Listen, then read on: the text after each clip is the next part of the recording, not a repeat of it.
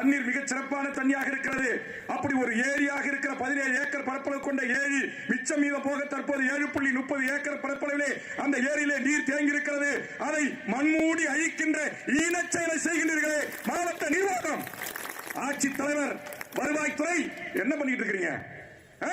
இன்னைக்கு உயர் நீதிமன்றங்கள், உச்ச நீதிமன்றங்கள் 100 வருஷம் 200 வருஷம் இருந்தாலும் கூட நீர்நிலைகள் இருந்தால் வீட்டை இடிக்கிறான், வணிக நிறுவனத்தை இடிக்கிறான், அரசு கட்டடங்களை இடிக்க சொல்லி உத்தரவு போடுகிறான். நீர்நிலைகளின் நீர்பிடிப்பு பகுதியா மாறாதுன்னு தெரிந்தாலும் கூட ஆவணத்தின் அடிப்படையில் காவல்துறை மிடுக்கோடு லட்டியோடு துப்பாக்கியோடு வந்து பாதுகாப்பு அளித்து இது உயர்நீதிமன்றத்தின் தீர்ப்பு, உச்ச நீதிமன்றத்தின் தீர்ப்பு என்று நீங்கள் இடித்து தரமட்டம் ஆக்குகிற போது எங்க கண்ணு முன்னால நாங்க எங்க குடம் வச்சுட்டு உட்கார்ந்துருக்காங்களே என் தாய்மார்கள் அள்ளி குடித்து குளித்து கொண்டாடிய தூய தண்ணி 100% மட்டுமே டிடிஎஸ் அளவு கொண்ட மிக மிக மிக சுத்தமான அந்த நீர் நிறைந்த அந்த ஏரி தற்போது பயன்பாட்டில் இருந்து கூட 7.30 ஏக்கர் என்று சொல்கிறார்கள்.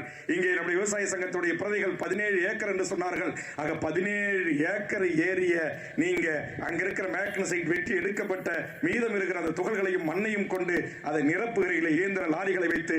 இதை மாவட்ட தலைவர், மாவட்ட வருவாய் அலுவலகம், கோட்ட ஆட்சியர்களும் சம்பந்தப்பட்ட கனிம வளத்துறை அதிகாரிகளும் மாசு கட்டுப்பாட்டுத்துறை அதிகாரிகளும் நீங்கள் கண்ணிருந்தும் குருடர்களாக காதிருந்தும் செவிடர்களாக இந்த மண்ணின் மக்கள் வரிப்பணத்தில் சம்பளம் பெற்றுக்கொண்டு வாழ்கின்றீர்களே, உங்களுக்கு அசிங்கமா இல்ல? அசிங்கமா இல்ல?